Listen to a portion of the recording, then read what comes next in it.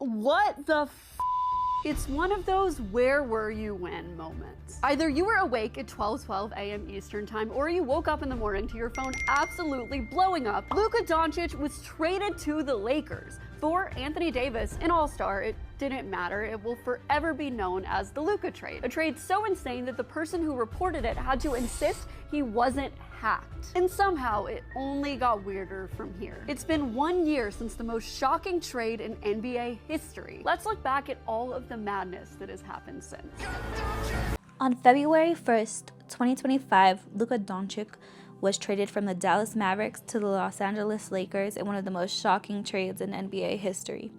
The basketball world was stunned, social media went insane, and nobody saw it coming. Or did they? Luka was supposed to be a Maverick for life. He was the franchise, the face of Dallas basketball, the guy who was going to retire his jersey in the American Airlines Center and be remembered as the greatest Maverick of all time. And then bam, traded for Anthony Davis in a deal that rocked the entire league and made sense to nobody. But here's the thing, if you look at his birth chart, the astrology had been screaming that something was coming. The transits were perfectly aligned, his chart ruler was under direct attack, Saturn was closing in on his sun, Neptune had him completely blind, and even the Chinese zodiac was saying this trade doesn't make sense. So today I'm breaking down exactly why Luka Doncic's trade wasn't just a basketball decision, it was cosmically inevitable. We're going to look at his natal chart, his chart ruler, the transits on the day of the trade, his synastry with the key people in his life, and what the stars say is coming next. By the end of the video, you're going to understand that some betrayals aren't just a business decision. They're cosmic curriculum that unfortunately none of us could escape. So let's dive in. Chapter 1, Rising Sign Rectification, Finding Luka's Ascended. Before we get into the full chart analysis, I need to address something. We don't actually have Luka's birth time. That means we don't know his rising sign, and the rising sign is crucial because it determines all the house placements, which tell us everything that happens in someone's life. So I had to do what's called chart rectification, using life events, personality traits, and how the trade affected him to figure out which rising sign fit best. This means it's not 100% guaranteed to be correct, but by the end of this segment, hopefully you'll be able to agree that this makes the most sense. So I looked at 3 different options for what his rising could be. There's 12 signs. I could have went through all 12, but I feel like it has to be one of these 3 personally. So the 3 options were Taurus rising, Leo rising, and Cancer rising. Let me walk you through my process. Taurus rising was the first one I actually considered because what the Mavericks claimed part of the issue with Luka was that he was overweight and out of shape. Hilarious, inaccurate, but hilarious nonetheless because of all things you could say about Luka, right? So guess what? Taurus rising, which I use whole sign, would be the first house. The first house is associated with the physical body. Tauruses are known to be foodies, to love the more decadent, not extravagant, but like more quality things in life, right? So the weight comments, if he's a Taurus rising, then Nico Harrison would literally be attacking his first house. And okay, I see it, but it just does not make the most sense. On the court, he is a very physical, unmoving force on the basketball court. So I could kind of see that he uses his body as a strength, but ultimately that just does not make the most sense to me. Here we're just kind of gonna break through why. So if he was a Taurus rising, that would put his moon in Leo in the 4th house. That would kind of go on to say that he gets his emotional security through home. And although I think that's true, I don't think it fits as well as it could. We also have his north node conjunct his moon, so that being kind of his life purpose. Once again, that personally does not align so well to me. We would also have his 7th house in Scorpio, and the thing about that is that's where his Mars is. That would show transformative, intense partnerships. And although, like, yes, I say no, I think there's a better fit for that than that. We have his Chiron in Sagittarius in the 8th house of like transformation, other people's resources. We could kind of see that in Sagittarius, but once again, does not necessarily fit for me. This would approximately put his midheaven in Capricorn, and although I could see that of him being a foreign superstar, it does not make as much sense as it could. His sun being in the 11th house would very much embody the I am the team, really just taking on that franchise player, the one who carries the entire organization. It makes sense in terms of who he was in Dallas, but ultimately he got traded. He's not a franchise player, and I feel like with his Mercury being there would be a lot more going on than there is. Another interesting aspect would be his 12th house. So this 12th house, he has Venus, Jupiter, and Saturn there in Aries. So this would kind of mean he was more self-critical on his self-worth, more hidden about who he thinks he is, and I don't think that's true. When I look at Luka, he's extremely confident. I just don't think that fits as well as it could. Yeah, it just does not explain to me where he is just like such a phenomenal athlete. So Taurus rising for me, kind of a miss, to be honest. Next, we have Leo rising. So this is kind of the star power theory. So Leo rising makes sense on the surface because Luka has undeniable star power. He commands attention naturally. He's charismatic. He's a leader. He needs to be center stage. Yes, all of those things. Definitely agree. This would also put his north node conjunct his moon in the first house, which, okay, I could see that, but I feel like his life purpose is much bigger than just being authentically him. And one thing about Leo moons I've noticed is they 1000% are the performers. They are the ones who are going to be putting on shows for everybody and really just doing their thing no matter what. You know, they're 5 years old and throwing concerts for everybody to watch in the living room. That's the big thing, but they need to feel valued, and it being in the first house, that would speak more to him validating that himself, and I just don't feel like that is true in terms of what he's coming here to do in this lifetime. With Leo rising, his moon in Leo would be in the first house, meaning his emotions and his identity would be fused. He would be the star emotionally and show up as that physically. His self-worth and his ego would be the same thing. That explains the confidence. That explains that I'm king, that I'm here, that I'm movable. But here's where it gets kind of weird. So if he had a Leo rising, his sun would be in Pisces, and that would be in the 8th house, the house of death, transformation, and rebirth. That would make this trade a literal death of his identity followed by a rebirth, which is true. But here's where it just doesn't make sense to me. So if he was a Leo rising, his 7th house would be Aquarius. So what we know about his personal life, he had met his wife when he was 12 years old, and despite all the fame and everything else, he married her pretty young. So Aquarius is like more unconventional relationships, so to me that just does not make sense. And then the planets would be Uranus and Neptune, so that would be maybe more like very what's the right words for it? It'd be like relationships that are very like delusional and very sporadic. So to me those things don't make sense, especially his south node being there, that being the stuff that he's kind of like already comfortable with and like moving away from in this lifetime. It just doesn't check. Mars would be in the 4th house. That would be him really being very like protective and possessive over his family, his home, etc. And although that makes sense, it just like does not make sense as much as it should. We also have the 9th house being in Aries.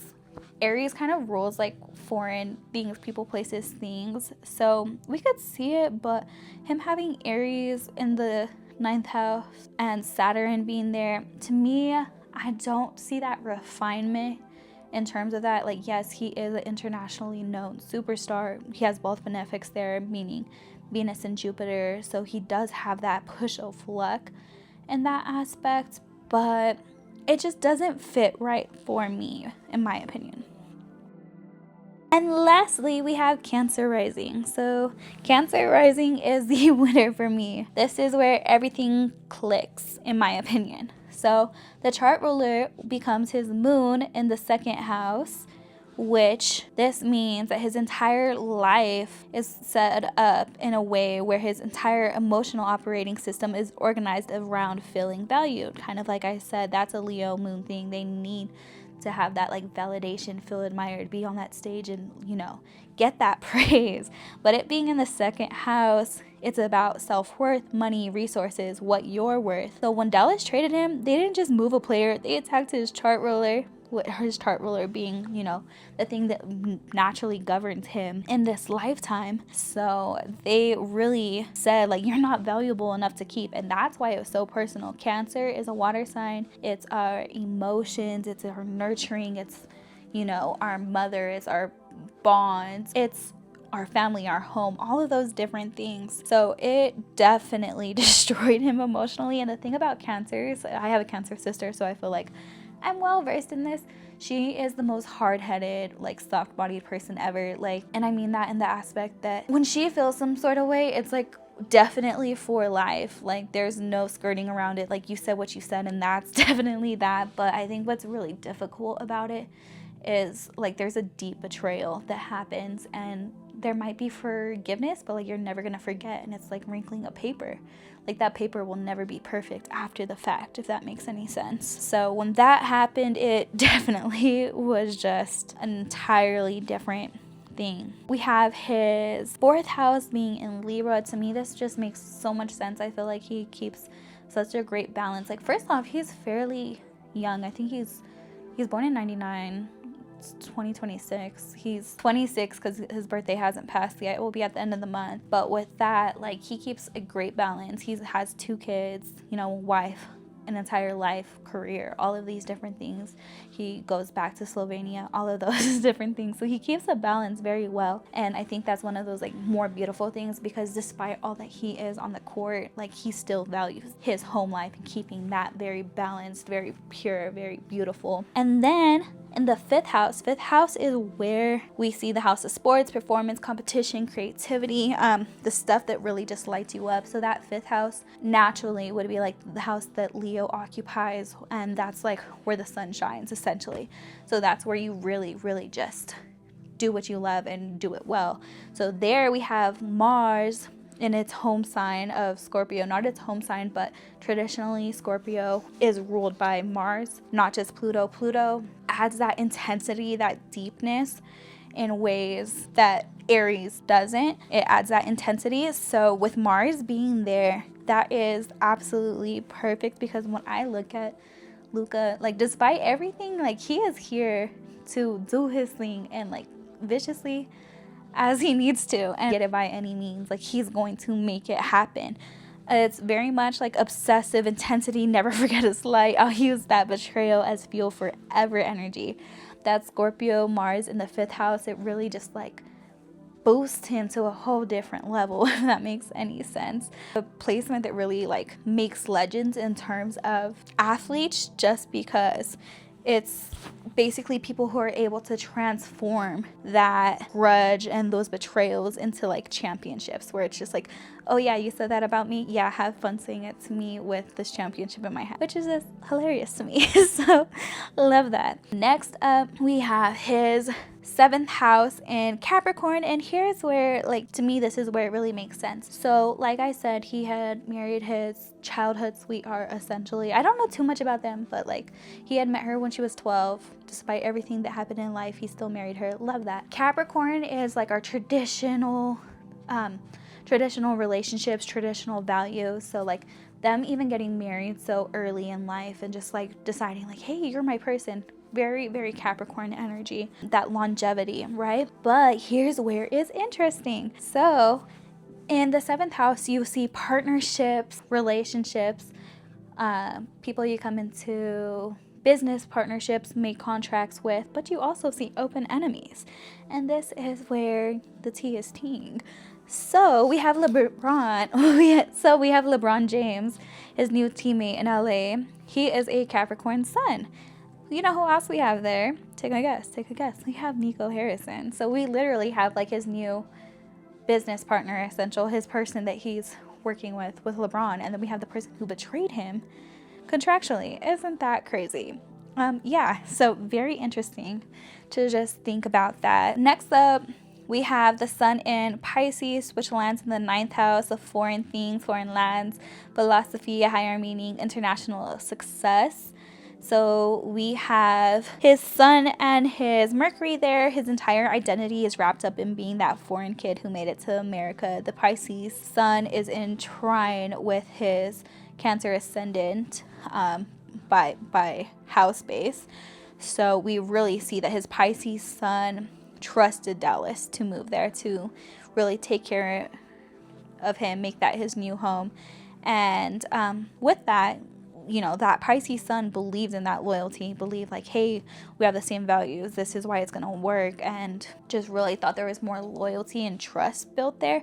And that's kind of where like Pisces energy are like martyrs to a certain degree, because it's just like that ever so pure belief that like this person wouldn't go on to hurt me this way. We also have his sun trining that Mars in Scorpio too, so we really see that lighting him up. His purpose in that 5th house really just exponentially just going. That's exactly why that betrayal hit so deep, because his dreamy, idealistic, trusting Pisces self, Pisces sun, got blindsided because, you know, I believe people tell me who they say they are. Next up, we have his Aries 10th house, and to me, this is the part that really just makes sense. So we have both benefics, which would be Jupiter and Venus there, and then we also have Saturn and his MC, if this is the right rising sign. So it being in the 10th house of career, very important. This is what he's known for publicly. He definitely is someone who's like pioneered his style of basketball. He's been the first to do a whole bunch of stuff. And what is even crazier is his Saturn is at 29 degrees, which is anaretic, which is like essentially the culmination of the last 30 degrees. 29 is the last degree, and 0 to 29. So he's very much learned this lesson. And it's like, if you fail this lesson, you kind of go back. Very shitty. But yeah, so we really see that like he is extremely blessed in this house of career and all that he's done here, and that like he really pushes forward. He has a warrior spirit, warrior energy in a whole different way from what people traditionally have done, we'll say.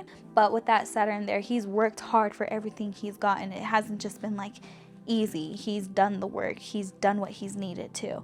And because he put that in from such a young age, like I believe when I was doing research for this video, they said he had touched his first basketball when he was like 7 months old.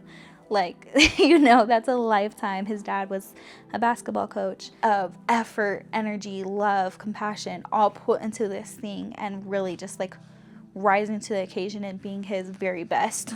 And what I think is even more interesting is that he has also just like so many crazy feats. And with that, when he was younger, before he went to the NBA, he had played up like multiple years. Like I believe I had read a story that he was like 8 years old, like playing 11-year-olds. And that was like a theme of his entire life, where he was like always pushing himself. Saturn kind of could rule like older people, Aries being, we'll say, like the baby in the chart. So him literally being the baby, playing older people, getting his skills up because he was always pushed to that next level. And then when we look at some of the other stuff he accomplished pre-NBA, he was MVP, getting awards, winning championships. I believe he was brought home the first championship of its sorts to Slovenia when he was like a child. So we definitely see those different things. We also see Aries and Saturn, to me, are people who had to grow up really fast. Not necessarily by choice. I also have Aries and Saturn, but it's more so because like you're put in situations. So for example, he signed when he was 13 to go live abroad in Spain. And with that, you know, that's going to be a different experience than any other 13-year-old had. So that definitely put him in a position where he had to grow up faster. He had to do these different things. And that must have been very difficult, you know, being a Cancer rising if he is, because like family and home, like that's everything to him. But also chasing career, we could also see where like it was worth it as well. So we definitely see that mastery and that master class being in that 10th house. Funny enough, we have the 11th house being in Taurus, and to me this just makes so much sense because when you look at like Dallas Maverick fans, they were devastated when he got traded. His fan base being very loyal, very grounded. That's also 11th house would be like your team, the organization you are a part of, your fans, your people, but also your like hopes, wishes, dreams for the future. All of those different aspects, it just makes so much sense that it's in Taurus because it was just like, I know people who were Dallas Maverick fans and then after the trade they're like, I can't even support this team anymore because like, what did he do? Like, Luka was your generational player and you did this for what, you know? So there was just that like incredible loyalty there that a lot of people just don't understand. A beautiful thing I see is that his wife's son is there. So her really being his person is just like so beautiful because like he really sees her as like his future, his hopes, his wishes. She's who grounds him despite all the other shit going on, and just being the one who really just like reminds him like, hey, your purpose is bigger than just this, you know, there's more to this. So I absolutely love that. Another person I wanted to bring up while we're looking at this Cancer rising chart is Mark Cuban. So Mark Cuban has infamously said that if it came between keeping Luka and having to divorce his wife, he would be at his lawyer's office drafting drafting divorce filings. I don't know, but yeah, Mark Cuban is a Leo, so his son would fall in at that second house, showing how much he truly values, believed in, saw worth in Luka. And I feel like that statement literally is like nail in the coffin. So I feel like that really just like cements that he is a Cancer rising, because that shows you what happens when we'll see your value. Like, he was willing to divorce his wife, jokingly or not, you know. It's one of those things where like he said that, and I believe he said that because he actually would, and he saw that value, saw that belief. And of course all of this happened after he lost majority ownership or sold majority ownership, so there's that. I'm sure it's one of those things where it's been especially tough for him because just like this thing that I've loved and nurtured for so long has been turned into absolute garbage. After looking at all the options, Taurus rising, you know, the weight stuff is hilarious, but Mars isn't in a strong enough place in my opinion. Leo rising, the star power is there, but the 7th house doesn't match. And Cancer rising, that just explains everything the most to me. The chart ruler explaining why it was so deeply devastating. Mars placement explaining the revenge. You know, every game he plays against the Dallas Mavericks is going to be a revenge tour over and over again. The 7th house, it makes so much sense. Cancer rising is the clear winner in my opinion. Everything clicks, the emotional security wound, the value being questioned, the 7th house Capricorn pattern, the Mars and Scorpio, superstar placement, family devotion. It's just, it makes sense. And you know, if it makes sense, you know, why not? So yeah, for the rest of the video, we're going to be working with Cancer rising, and now let's dive into what that actually means. In terms of the weight, I do want to mention with Cancer risings, Cancer ruled by the moon. The moon is in phases, and it makes me really sad that like now I saw like a clip of him where he was doing a jersey swap and he wanted to do it in the back, and he said like, oh, can we just do this in the back? I don't want to show my body, because obviously that's been a massive thing over the last year where people have been like commenting on that. The moon goes through phases, you know. Sometimes the moon is literally invisible, or it's skinny as heck meaning the part that we could see. Other times it is full as heck. The moon goes through phases. That checks. That makes sense to me. That would be the case, and I definitely feel really bad for him, but I feel like that is also another place where the astrology is just astrologying, and that is important for me when I'm looking at rectifying charts, because it's like the more context we have and where stuff makes sense, it just like helps validate the theory. Chapter 2, Luka's natal chart, the setup. Luka Doncic was born on February 28th, 1999 in Ljubljana. I believe that's how you say Slovenia. Time unknown, but for all intents and purposes, we're going to use a Cancer rising, as we've just established through rectification that kind of makes the most sense. It makes perfect sense, but you know, I am open to any and all arguments about it. So here are key placements with Cancer rising. Sun 9 degrees Pisces in the 9th house, Moon 17 degrees Leo in the 2nd house, rising Cancer. Mars 10 degrees Scorpio in 5th house, Venus 8 degrees Aries in the 10th house, Jupiter 3 degrees Aries in the 10th house, Saturn 29 degrees Aries in the 10th house, Uranus 14 degrees Aquarius in the 8th house, Neptune 3 degrees Aquarius in the 8th house, Pluto 10 degrees Sagittarius in the 6th house. And his Chinese zodiac 1999 is the year of the Earth Rabbit. Now let's break down what all of this means. So the Cancer rising foundation. If Luka is a Cancer rising, that means his entire chart is organized around emotional security. Cancer is a water sign ruled by the moon, and Cancer energy is all about home, family, emotional safety, security and comfort, loyalty and attachment, needing to feel protected and protecting, taking things personal, like I mentioned with my Cancer sister. That is 100% a thing. Cancer rising people don't just work for a team, they bond with that team. They don't just play in a city, they make it their home. For Luka, Dallas wasn't just where he played basketball. Dallas was supposed to be his family, his security, his foundation. So when Dallas traded him, it wasn't just, oh, business decisions. For Cancer rising, that's a betrayal. That's family saying, we don't want you anymore. Luka's sun is at 9 degrees, which is a Sagittarius degree. Sagittarius is very abundant, but also very expansive. It radiates out like no other, and it falls into his 9th house. That to me is what very much gives him that foreign superstar. It is so big. The sun represents your identity, who you are at your core, and Pisces sun energy is dreamy and idealistic, compassionate, empathetic, trusting, sometimes too trusting, flowing and creative, can struggle with boundaries, often sees the best in people. And the 9th house, that's the house of foreign land and foreign success, philosophy and higher meaning, travel and exploration, being recognized far from home, also having a fan base that could be international. So Luka's entire identity is wrapped up in being a foreign superstar. He's the kid from Slovenia who made it in America, the European who conquered the NBA. His Pisces sun trusted Dallas. His Pisces sun believed in the loyalty. His Pisces sun thought, they love me, I'm their guy, we're going to build something together. But Pisces can be naive, can misread red flags because they're too busy dreaming of what could be, and that's unfortunately exactly what happened. The Leo moon in the 2nd house, this is the key. This is critical, crucial, absolutely insane, devastating, all of the above. Luka's moon is at 17 degrees Leo, and it's in his 2nd house. 17 degrees is a Leo degree, which once again, so we have that like double Leo influence, right? And because he's a Cancer rising, the moon is his chart ruler. This means that the moon is the most important planet in his entire chart. It's the captain of the ship. It colors everything.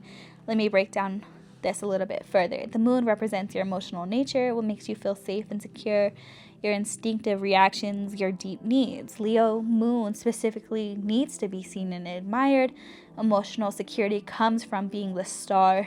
They take rejection very personal, needs to feel special and valued, generous and warm. When appreciated, can be devastated when overlooked. The 2nd house represents self-worth and value, money and resources, what you own, including your sense of self, your material security. So when you put it all together, Luka's moon in the 2nd house means his emotional security is directly tied to feeling valued. He doesn't just want to be good at basketball. He needs to know that his team values him, that they see him as irreplaceable, that they recognize his worth. House is all about what am I worth, and Leo moon says I need to be worth everything. So when Dallas traded him, they weren't just moving a player, they were telling his chart ruler, the core of his emotional operating system, you're not valuable enough, and that's why this destroyed him. Now let's talk about Mars. Mars at 10 degrees in the 5th house. 10 degrees is a Capricorn degree that is going to be, hey, I am going to be the best of the best, the best of the best, the top of the top, the creme de la creme, all of the above. There will be nobody above me. Let that sink in. Mars represents your drive and ambition, how you compete, your anger, and how you fight, what motivates you. Scorpio Mars is the most intense Mars placement possible. It's also in its home sign, like I mentioned earlier. I'm using traditional astrology. Scorpio is traditionally ruled by Mars, but because it has that Pluto influence, that is very deep. Pluto rules the underground. There's just like an incredible depth to that. And Scorpio being a water sign, water remembers. So it just being one of those things that it is never gonna forget a slight, never forgive the betrayal, and use that grudge as fuel endlessly. It's obsessive about winning and being the best and dominating, and essentially will destroy you if you cross them. Like, you know, you might have thought you got away with it, but you never did.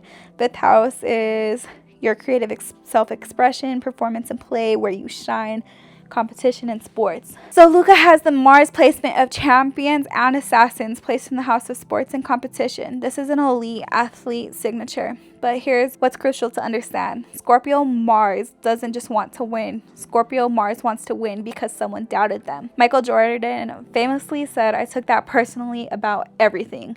That's Scorpio Mars. Kobe had the Mamba mentality, cold, calculated, and ruthless. That's Scorpio Mars. When Nico Harrison said, "Defense wins championships," implying Luka wasn't good enough defensively, that went straight into Luka's Scorpio Mars database. When Scorpio traded him mid-season, saying essentially, "We don't think you can get us a championship," that became permanent fuel. Scorpio Mars never forgets. Every game Luka plays against Dallas for the rest of his career will be a revenge game. And the Mavs are going to regret this trade for the next decade. Let's pull it all together. Cancer rising needs emotional security and family. Pisces sun in ninth, a trusting foreign star who believes in loyalty. Leo moon in second house, chart ruler, emotional security through being valued. Scorpio Mars in the fifth house uses betrayal as fuel for revenge. This is a chart that was set up to take betrayal personally and to feel it deeply and to use it as fuel for absolute domination.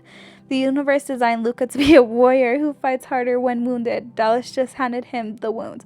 Now let's talk about what makes this even more devastating, his chart ruler. Section 3, the chart ruler. Moon in Leo. Before we go deeper, let me explain what a chart ruler actually is, because this is critical to understanding why the trade hit Luka so hard. Your rising sign determines your chart ruler. The planet that rules your rising sign becomes the most important planet in your entire chart. For Cancer rising, the moon rules Cancer, so the moon is Luka's chart ruler. Think of it like this. If your natal chart is a company, your chart ruler is the CEO. Every other planet is a department head, but the chart ruler makes the final decisions.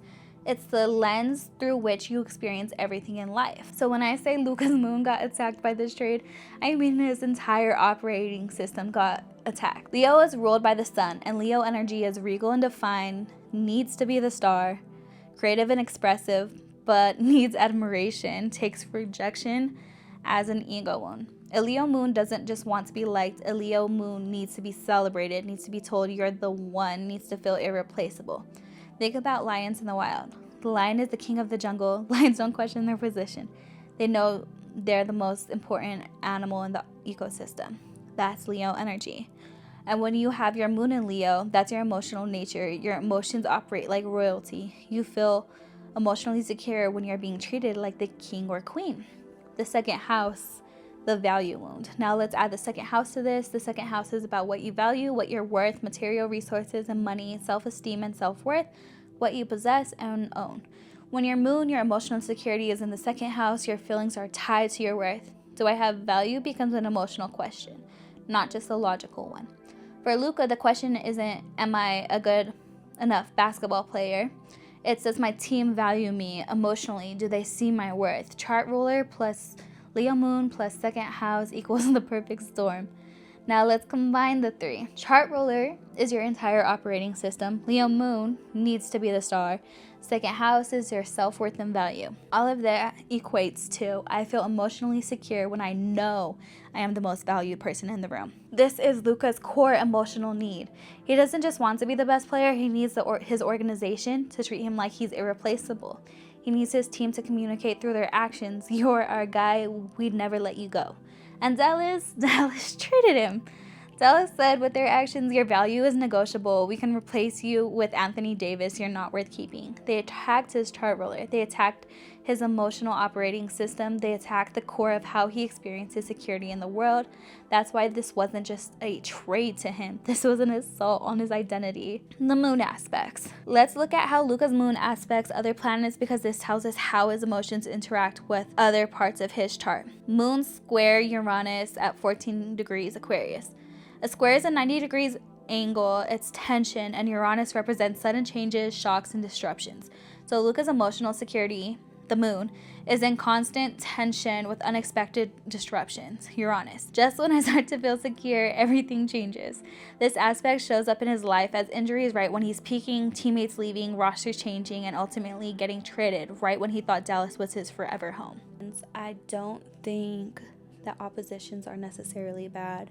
I think it's one of those things where two planets need to communicate. They call them sister signs for a reason. Sisters fight, but ultimately, like, they normally have the same goals. They want to accomplish the same things. I'm a Capricorn with a Cancer sister, and we get along great, but it's one of those things where we definitely understand there's similar beliefs. It's just the way you go about it that's different. My favorite example is it's the difference of someone speaking, one planet speaking Mexico Spanish, the other one speaking Spain Spanish. To the other, one of them is wrong. You know, they're not going to compromise on their native tongue.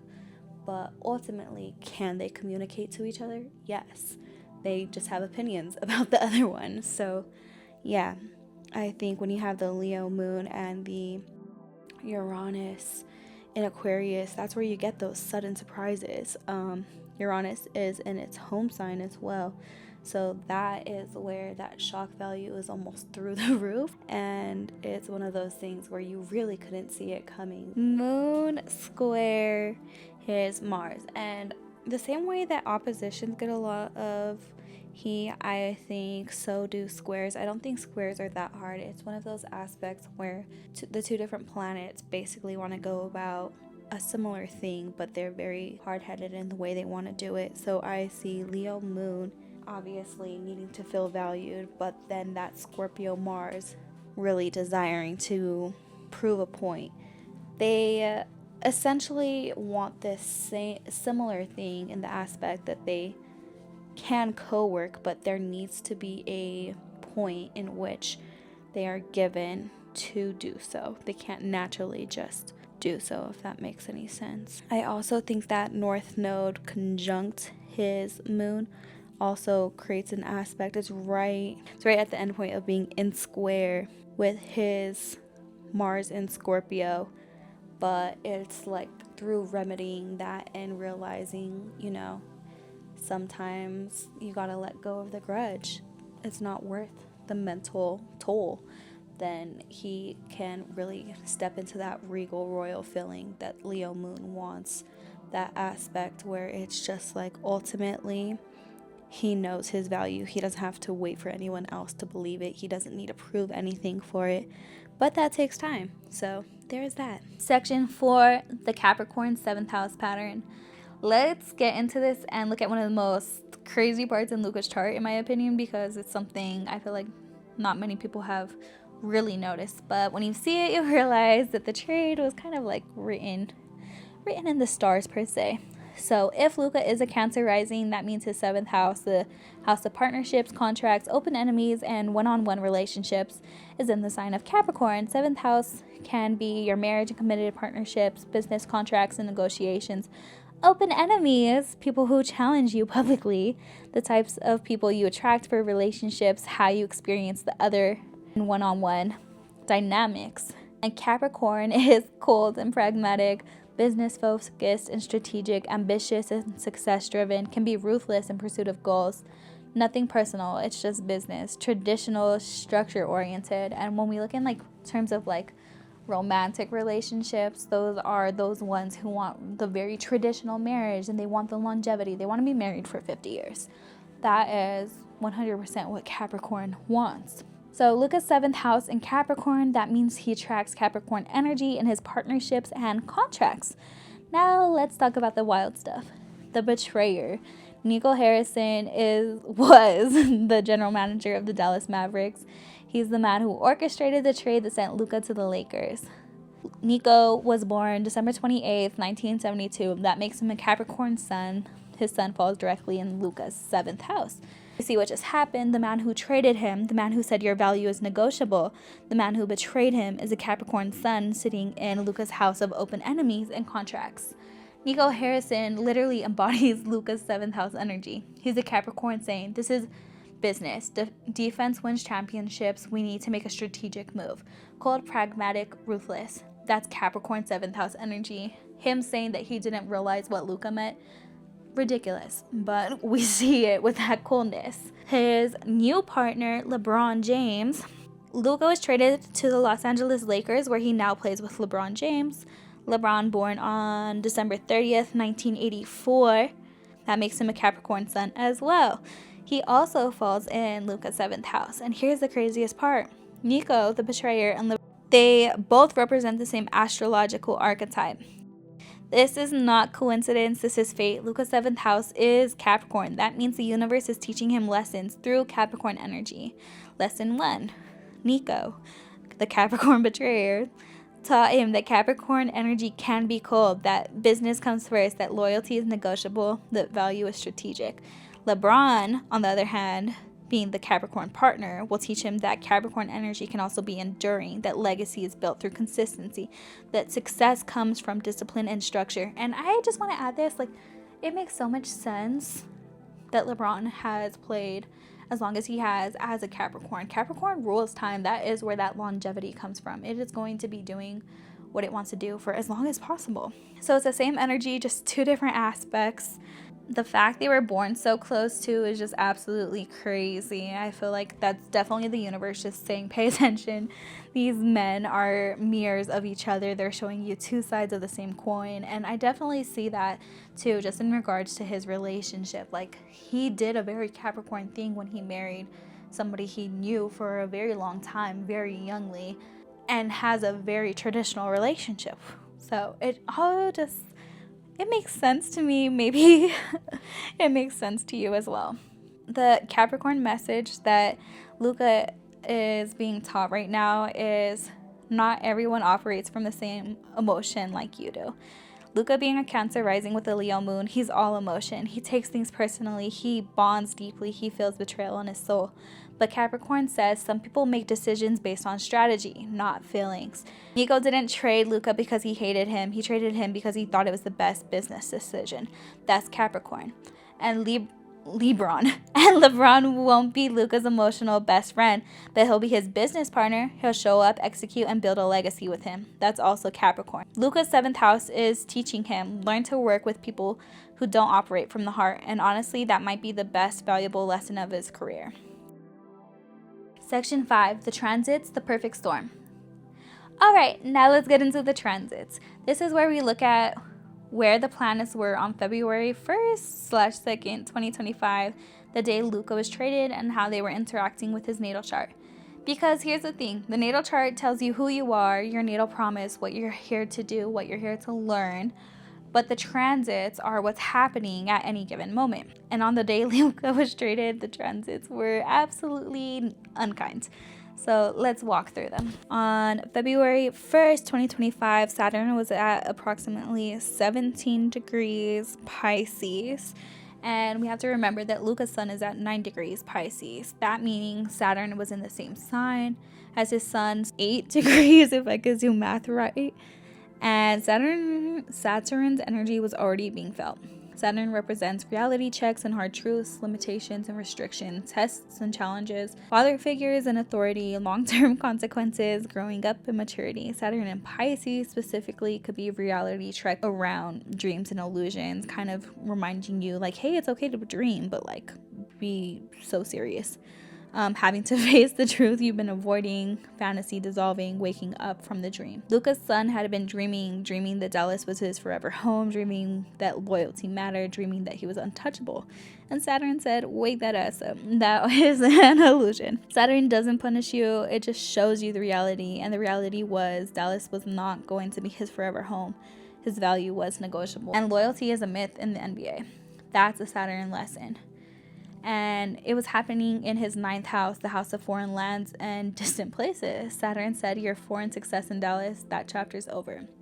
Neptune was also in Pisces, which is also very interesting. It was at 28 degrees, almost 29. Once again, that's an anaretic degree, the very last degree before the sign changes. And it's super, super, super intense. What we can see with Neptune also ruling over Pisces, that's in its home sign.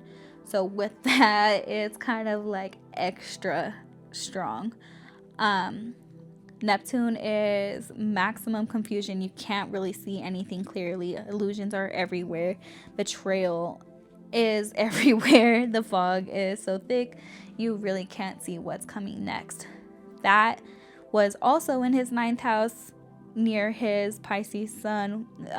And with that, it's just like Luka literally did not see this coming. Neptune had him jaded and blinded, and that went for everybody, but especially for him.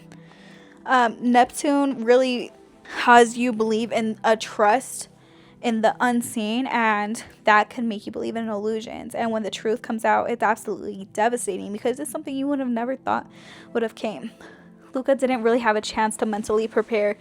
There were no warning signs. Neptune kind of like created that illusion where he could not see that.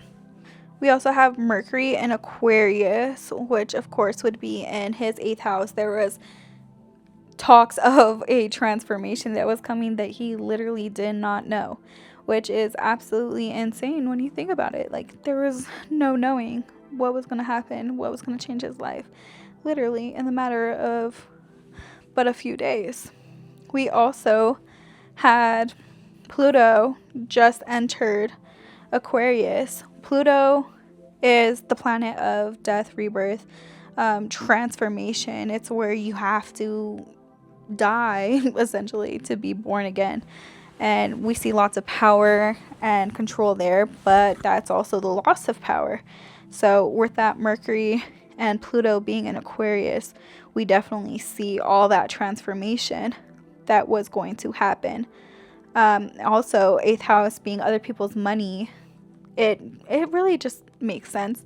The sun was also there, so we had that illumination in his 8th house where his identity, the transit identity of the sun, literally was dying. It was irreversible. It's one of those things where like you can never go back to what was, and it's very sad because it's like that version of him is gone forever. But it's just like when that chapter is closed, you have to go be someone new, and it really forced that energy. Another crazy thing is, with it being other people's money, Luka literally lost his supermax eligibility by being traded, and that's other people's money affecting his life. Pluto in the 8th house really is not a fun thing, but you know, it is what it is. There's no getting around it. We also have Uranus in Taurus, and with Uranus in Taurus, that was that sudden shock and surprise affecting his future, his hopes, his beliefs. Very unexpected change. It was, Uranus could also be like seen as like revolutionary, freedom, loss of freedom, rebellion, all of those different things. So it being in the 11th house literally showed a sudden change in his teams and organizations, what he thought the future was going to be, for all of his fans as well. And it just really like disrupted what he had saw for his future. You know, Neptune really put that like rose tinted glasses on, and he could not see what was coming. Yeah, I don't think anybody could see what was coming, and that's very Uranus. It was absolutely insane. Uranus really just said, surprise, nothing is what you think and everything can change. So definitely very interesting in that aspect. We had with Jupiter and Gemini in the 12th house, it was also retrograde. It definitely brought a interesting reassessment of everything that you knew, everything that you thought you had already known. And it being in the house of the unseen, it definitely showed how that this circumstance really pushed him to grow in a way that was not like a comfortable. It felt very like, oh, did I do something to cause this? Is this my past beliefs that really like fucked me over? It's about really understanding and getting to the root cause. You know, 12th house could also be like jails and like mental institutions.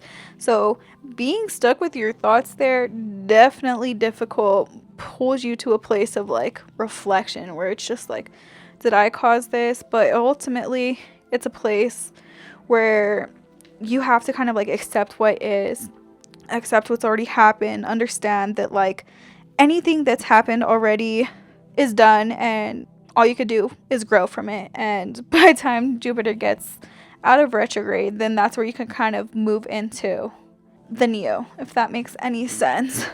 So definitely just feeling like he was going backwards before going forward. Like, how did I lose this? And really reevaluating what he believed. It was definitely very difficult. Altogether, it was the perfect storm. Saturn, Neptune. We have Mercury and Pluto and Aquarius, Uranus doing its dang thing, creating shock value, which is absolutely insane. Jupiter kind of being in that 12th house, really making you reconsider everything you knew. But every single transit was creating the perfect conditions for the trade. Ego was vulnerable. He couldn't see it coming. His values were being negotiated in ways that he didn't know how would transform his life. He was becoming something new, but that required death. His team dynamics definitely shocked the heck out of him and what was going to happen. And ultimately, he was left with nothing but his own thoughts. And it wasn't just bad timing, but it was cosmic timing. The universe literally said February 1st, 2025 is when Luka Doncic transforms, and there was nothing that anybody could do to stop it. So this is going to talk a little about synastry. I really love seeing where other people fall into important people. So I already mentioned his wife is a Taurus. She falls into his 11th house, that being his hopes and wishes for the future, his long-term dreams and aspirations, his people. Like, she really is his people. And I feel like that is exactly why, like, people are meant to go together, and it just makes so much sense.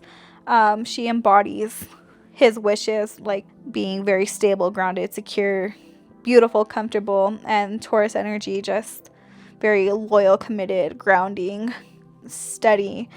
I feel like when all of that when everything happened with the trade, Luka's moon was wounded and his sense of value was attacked.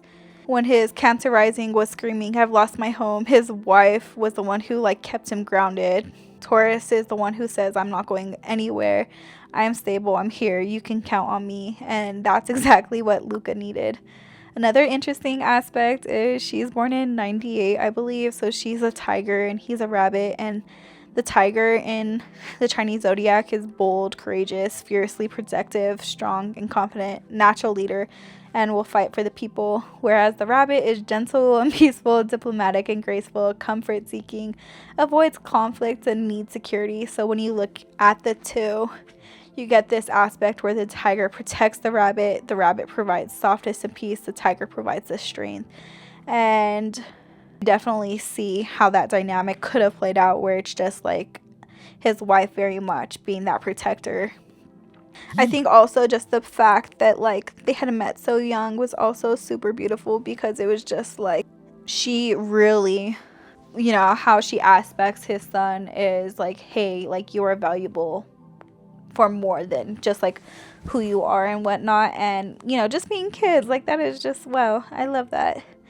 When Dallas was just like, yeah, you're not worth it anymore, you know, he could really look at her and see that like his value was worth something before he was anybody. That just really being the anchor he needed more so than anyone else. Another interesting person to look at is Kyrie. Luka as a brother and as a teammate. What does Kyrie mean to you? Kyrie as a teammate and a brother, what does Luka mean to you? Oh, we're getting emotional now.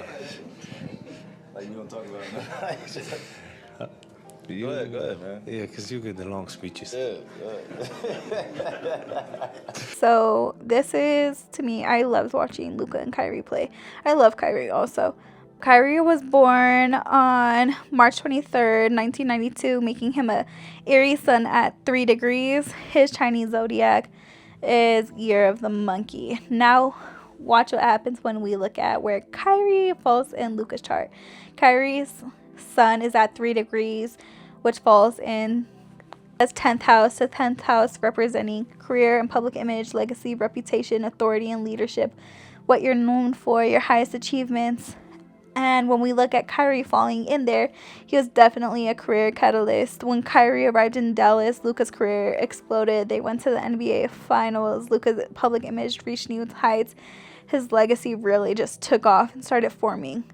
And that's 10th house energies. But here's where it gets even crazier. It's an exact Jupiter conjunction. Luka has Jupiter at 3 degrees. Aries in the 10th house. Jupiter represents luck and opportunity, expansion and growth, success and abundance, where things come easily. And with Kyrie's sun sitting right on top of it, it's exact. Kyrie's entire identity, sun, sat right on top of Luka's luck, Jupiter. Kyrie Irving was Luka's luck made human. When they played together, opportunities opened up automatically. Success came easily. They had natural chemistry. That's what a Sun-Jupiter conjunction does in synastry. It creates magic. And what happened when Kyrie and Luka played together, they went to the NBA Finals. Although they didn't win it, you know, getting there is half the battle. So Jupiter delivered. And then what happened? Luka got traded. He lost his Jupiter person. He lost his teammate who activated his entire 10th house. He lost the person whose very presence brought him luck and success. The Mavericks didn't just trade Luka, they destroyed a cosmic part. And when we look at the Chinese zodiac aspect, the monkey and rabbit are not enemies. In fact, they complement each other very well. The monkey is clever and witty, playful and creative, unpredictable and spontaneous, loves to innovate and quick thinking. The rabbit is graceful and elegant, diplomatic and calm, thoughtful and careful, seeks harmony and wants to avoid conflict. When you watch Kyrie and Luka play together, we're watching monkey-rabbit energy. Kyrie's monkey does the wild, creative, handles the unpredictable, the spontaneous genius. Luka's rabbit responds with grace, with perfectly timed passes, with a flow that makes everything look effortless. Monkey brings the creativity. Rabbit brings the stability. It was like watching jazz. That chemistry was cosmic. And what's super interesting is when we look at Anthony Davis, he is also a Pisces, but he is born in 93, which makes him a rooster. So when we look at that, it is very, very interesting because the rabbit and the rooster are enemy signs. It is one of the worst compatibilities in Chinese astrology, and basically what that means is that there's a natural opposition. So even though there's not like necessarily beef, there's slight beef between them because it's just like you essentially tore up my entire life in a way that others did not. You know, there's conflicts in values and approaches, difficulty understanding, energy that doesn't harmonize. It's not that they hate each other or anything, but the energies just don't match. And it's one of those things where this really put them both in a different place that they were not expecting. Just that aspect, and it happening in Year of the Dragon is also very interesting as well, because it was just like, for some greater purpose, this is what was meant to happen. Cosmically, we could just see the universe saying this was a trait that just doesn't make sense. Even on paper, basketball paper, it doesn't make sense. Anthony Davis is talented, but at the bigger level, it's just one of those things where it just, none of it made sense. And I feel like it was not a 1-to-1. And that is 100% because it was like never supposed to happen. Dallas really just like shot themselves in the foot and did not know what was going to happen from it. Does it make you think about what you're accomplishing here, or maybe what you could accomplish with what's left of your Laker tenure? I said that like I'm about to. No, I mean, I would show you the souvenir from that night. Oh yeah, he's still there. You hang up the phone the night you're traded, and you threw it. Yes. Do you have that phone? Yeah. You still use that phone? Yeah. Still works. Already talked about how it destroyed a cosmic partnership with Kyrie. I think there's one person who really got the short end of the stick, and that would be Klay. So Klay is an Aquarius born February 8th, 1990. So that is going to fall into the 8th house, the transformation, which obviously Pluto was in that house, just decided to uproot, which is absolutely insane. And in July 2024, in Cancer season, Klay decided to join the Dallas Mavericks. And he left his entire legacy that he made with Steph. He had spent 13 years with Golden State. He won 4 NBA championships. He was half of one of the craziest duos in the NBA, set records, came back from devastating stuff. He was really part of like a dynasty.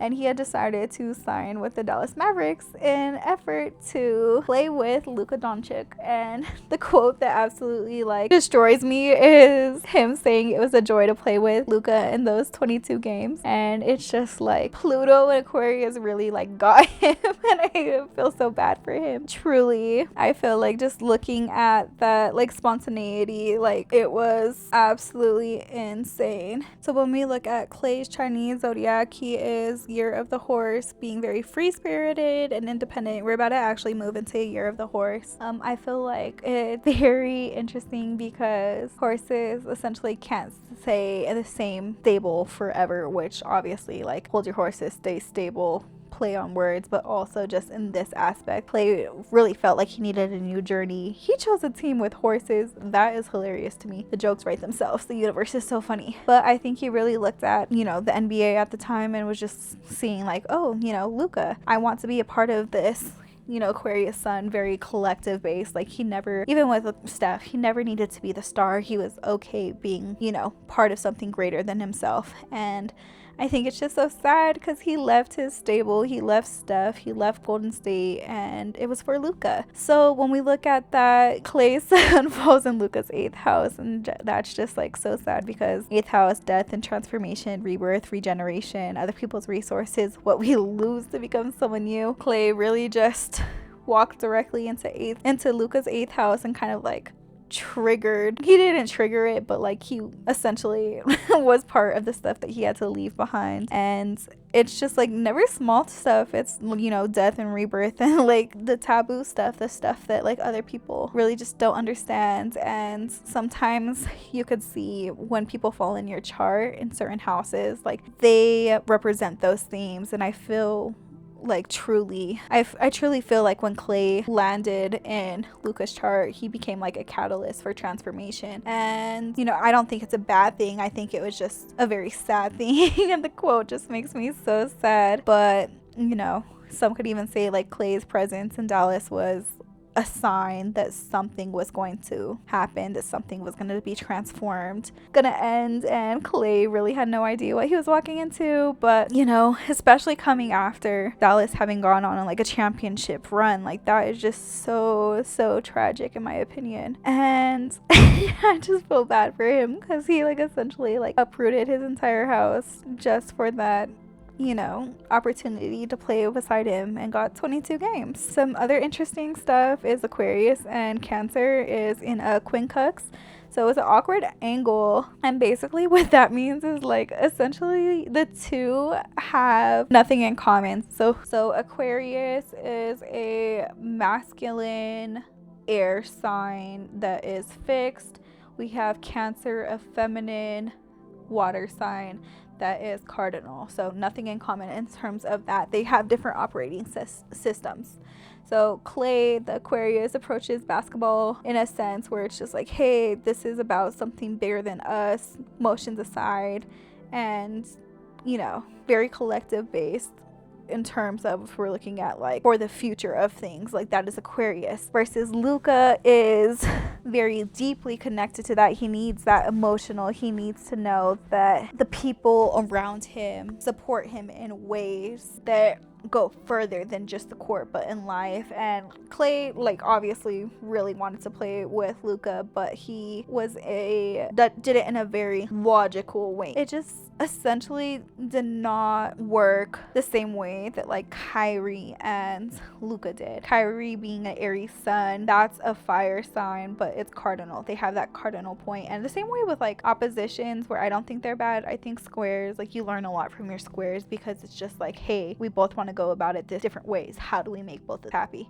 I have a lot of squares in my chart, so I am definitely biased. It just is very sad. Makes me sad for Klay, because he really like walked away from like his dynasty, a brotherhood that he had for 13 years. You know, he could have retired with Golden State and had a legacy that was, you know, withstanding of time. People, his fans loved him, and it was one of those things where he really just, collective above all, saw something that he could benefit and thought that he could add to it, and yeah, he got 22 games. So that's sad. Klay was literally just walking into a cosmic storm and didn't know it. He was the collateral damage in the cosmic transformation. And I feel bad, but it's just like, when fated stuff like this happens, everyone is affected to a certain degree. And I feel like the good thing is Aquarius is very good at detaching. And it sucks, because I'm sure he was disappointed, but it was just like, okay, now we have to learn to adapt, and like, this is the new arena I'm playing in, so how do I make the best of it? And I think just altogether it will work out in due time, but it really sucks for him. Section 9, the Scorpio Mars revenge arc. The placement that demands vengeance.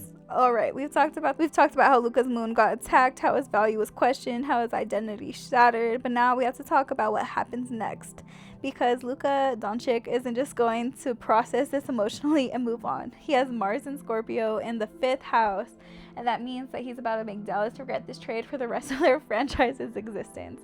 What is Mars? Mars is your drive, ambition, anger, how you fight, competition, athletics, your will and determination, how you assert yourself, what motivates you to conquer. Your Mars sign essentially tells you how you compete and what fuels your fire, and your Mars sign tells you how you compete and what fuels your fire, and Luka's Mars is in Scorpio. So this is just like very assassin oriented, and I feel like it's very intense, very focused, very ruthless. It's one of those things where you will wait years to get the revenge, but it is going to happen very cold, very calculated, strategic. Yeah, it is going to be absolutely insane to see what ends up happening with that. I really think it is a elite athlete signature, and I'm gonna do more research, because I feel like there has to be more athletes who have done some crazy stuff. I definitely feel like there is going to be some stuff that happens in the near future. Overall, better years are to come. The great thing about Scorpio and Mars is betrayal makes him better. That is his fuel. He is fueled up for the next decade. He was great in Dallas. He's gonna be legendary moving forward. Doesn't matter if he's in LA or where he goes, because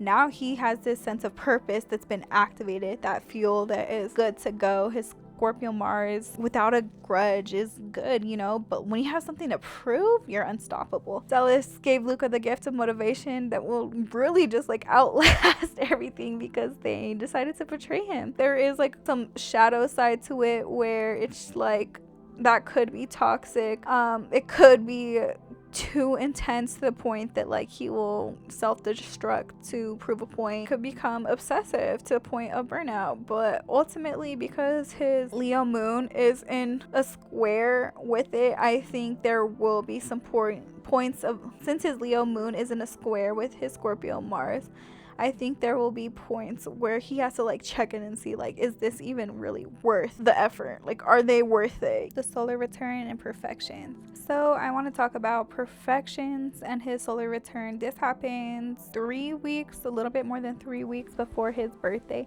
And what's interesting is he technically would have been in a 2nd house return, his 2nd house being ruled by Leo moon. Obviously we've covered that enough, but we also have his 3rd house. His 3rd house would be in Virgo, and this was kind of the energy going on in everything. So Virgo being ruled by Mercury, that is the chart ruler essentially for that year, the Time Lord, I believe is the correct term. And this is where it's very interesting, because obviously that was an Aquarius, so transformation was to occur. So I feel like it was one of those places where communication was very critical, but obviously, so he had to process a lot of information and really figure out he really had to process a lot of information and process what life was going to look like. He had to change his way of thinking. Like, he no longer was going to have a statue in Dallas, unfortunately. And I feel like with that, really looking at where he was a year ago versus now, it's a massive change, but ultimately he had to rewire the way his brain thought about everything, and it really just activated so much, especially with his Mercury naturally being in Pisces. He kind of had to let go of those illusions and being delusional slightly about everything and understand, like, hey, this transformation already occurred, and that is that. But next year, at the end of this month actually, he will be turning 27, which means he'll be in a 4th house profection year, and that is really your home and roots, your foundation and security, your family, where you belong, your emotional foundation, your private life. And I feel like with it being in Libra, he's really gonna come into balance with everything. With Libra is ruled by Venus, so that will be his time lord, and I predict that he is going to finally be comfortable in LA. He's really gonna come to peace with that. He's going to find balance in that and realize that, like, it's okay to dream new dreams, essentially, and feel secure in a new place, especially with his Venus being especially with his natal Venus being in Aries. He is pioneering. He will make home wherever he needs to make home, but ultimately he emotionally has to come to terms and feel secure in starting over. I also think he will have a very successful year and win in ways that he has yet to win, just because he is remedying that opposite house. And with that, it's like the stronger that opposite house feels, the more it's going to project that over to the opposing house. So I think it'll be very interesting to see what occurs and how everything transpires. Section 10, the cosmic lessons and predictions. What the universe is teaching Luka. So now that we have deep dived into his natal chart, his chart ruler, transits, synastry, perfections, we really have to sit back and ask ourselves what the universe was trying to teach Luka. And I really think it was that his self-worth is not tied to what others think of him. He's able to give himself his own emotional security, and he does not need that from others. Your value is not determined by who keeps you. You get to decide. I feel emotionally secure when I know I'm valued. For a long time, he tied that to Dallas. He has to realize Dallas trading him doesn't mean he's not valuable. Dallas trading him doesn't mean he's not the star. Dallas trading him doesn't mean he's not enough. It just means they made a choice, and choices don't have to be good. Leo moon in the 2nd house, you have to learn that you're inherently valuable regardless of external validation. And that is 100% true. I think he also learned that not everyone has the same lens that he views life through. Being moon ruled, he is very emotional. He's tied to those emotions. And then we have people like Nicco who clearly are more business motivated. And with that, he made a choice that really hurt and triggered Luka, but it was a business choice. It was cold, it was calculated, it was strategic, and ultimately, that came to bite him, but it was a lesson that needed to be learned. Another lesson he learned is sometimes you have to die to become. Pluto in the 8th house lesson. On the day of the trade, Pluto was in Luka's 8th house, the house of death, transformation, and rebirth. Luka the Maverick died on February 1st, 2025. That version of him is gone, and it's forever. It had to happen to become who he's meant to be. You can't be who you were and who you're meant to be at the same time. You have to let go of one and decide to pick up the other. So really just seeing the transformation, it happened for a reason. You have to lose everything to gain who you're meant to be, and it's a very Pluto lesson, but it is critical. The last lesson I feel like he learned is sometimes your north node requires you to go into uncomfortable places. That's where your soul really needs to grow. That's where your destiny is at, and ultimately his destiny is that he is to own his own worth. Nobody could tell him that. He has to feel it in the depths of his bone, regardless of what's going on, that he is worth it.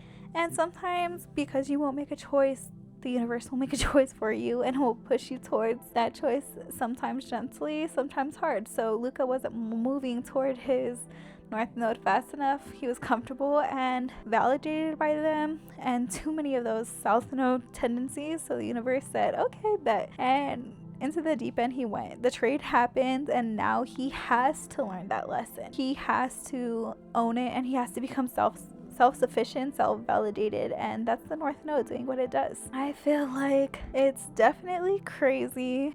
With Neptune entering Aries, there is definitely going to be a fog clearing. It's going to be in his 10th house, and that confusion is over. There's going to be new dreams dreamt in terms of his career and whatnot, but like in terms of that deception, it's definitely going to be evolving. Pluto's still in Aquarius, and with that, transformation is going to be happening for the next like 18 years. So he's only going to grow more and more comfortable with it because he had to experience it so early on. That's just some of the different stuff going on. Looking at the chart right now, today is February 2nd, 2026. Sorry, my dog is getting a nice little nap. The moon is in Leo at 29 degrees, anaretic degree, being in that second house of Leo. I'm sure he definitely feels comfort. Right now there's an entire stellium going on in Aquarius, including Mercury, Venus, the Sun, Mars, and Pluto, and all of that energy there is really lighting up that 8th house for him. And I feel like now in retrospect, he probably could see why what happened a year ago needed to happen, and how ultimately it is going to make him better over time. Saturn is back in Pisces. It's at the end of Pisces, getting ready to move into Aries. So that structure is really going to hit him here in the upcoming months, where he has been putting in that work, and he's finally going to reap the rewards. Saturn loves to give rewards to those who do the hard work. Chiron is there, so there is a wound around who he is to a certain degree, we could say, in that 10th house. And like, hey, am I who I say I am? And I think by the time Saturn gets there, there will be more of that belief. That's very important to believe too. Uranus is getting ready to get out of his 11th house, also critical, but we have Jupiter right now in Cancer, so in his first house. And I feel like overall just that expansion in self, that knowing in self that, hey, I am valuable, I am who I am, and ultimately others could feel however they want to, but like, that doesn't take away from me. So those are my hopes for him. I hope everything is going well. I'll never know unless something absolutely crazy happens. But yeah, I just think overall there's lots of lessons to be learned, and in terms of what's gonna happen, I really think we have yet to see the best of him, and this fuel is going to really change who he is. I think the trade will ultimately be the thing that was like the catalyst, make him who he's meant to be. And I feel like being in a bigger market in LA, there's more that could come from that, especially having people who truly believe in him, truly see his value and whatnot. That is critical. It's definitely one of those things that like, it's never fun to learn those lessons, but it's what's meant to happen. Closing this video, on February 1st, 2025, Luka Doncic was traded from the Dallas Mavericks to the Los Angeles Lakers, and from purely a basketball perspective, it was shocking. Nobody saw it coming. It seemed to make no sense, but from an astrological perspective, it was inevitable. And I hope at the end of this video you can understand why the perfect storm was created, but why this was crucial for him to be who he was meant to be. I think everything happens for a reason, and it's one of those things that, like, the astrology is whether we want to believe in it or not, but it's beautiful. And I hope that there's an understanding at the end of this video that the universe doesn't give you challenges to break you. It gives them to you so that you can build from them, so that you can do new things, you can do better things.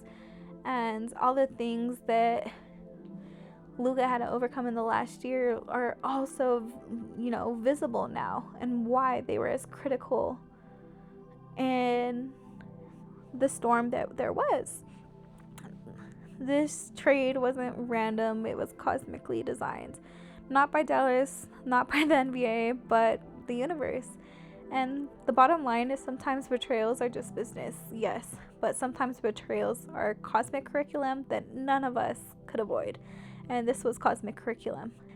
In 10 years, when Luka Doncic has multiple championships, hopefully, he's universally recognized as one of the greatest of all time, when Dallas is still kicking themselves for trading him, when every highlight reel shows him destroying the Mavs by 30 points, we'll look back and say the stars don't lie.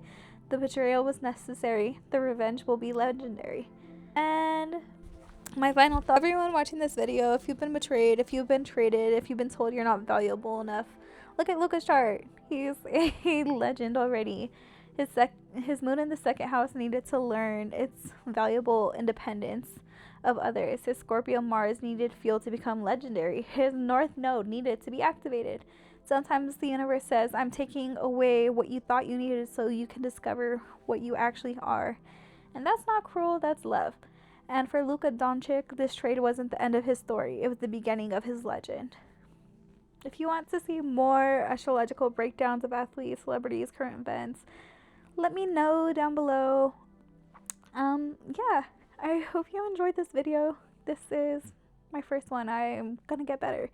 We're starting here, and that's just that. But this is Mandalandia, where we use astrology to understand the stories the universe is telling us.